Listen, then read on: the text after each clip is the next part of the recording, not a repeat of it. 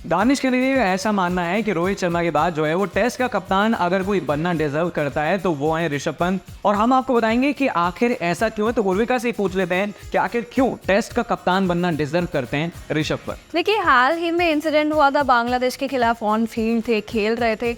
बांग्लादेश के ही जो कैप्टन है उनको बोलते हुए नजर आए कि देखिए एक फील्डर यहाँ पे खड़ा कर दो, मिड विकेट में होना चाहिए।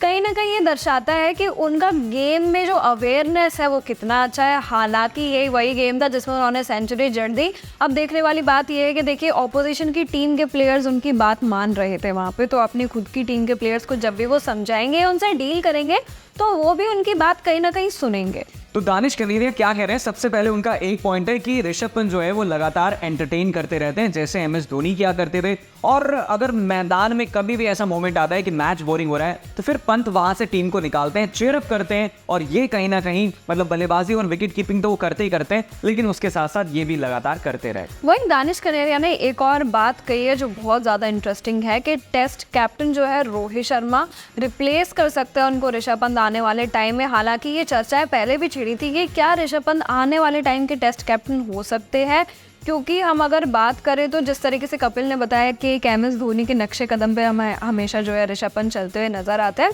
तो हो सकता है कि कैप्टनसी भी उनको मिल जाए।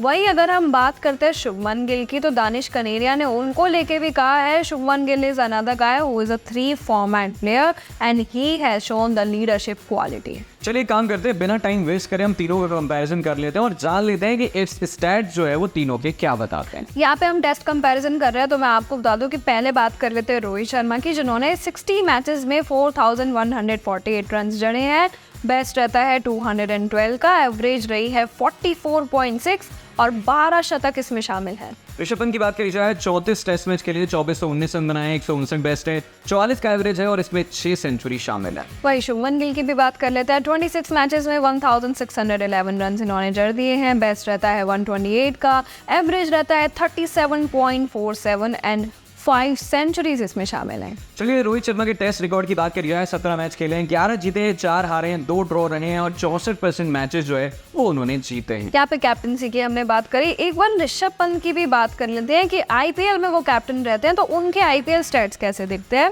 43 मैचेस खेले हैं, 23 जीते हैं, 19 हारे हैं और 1 मैच हो जाता है टाई।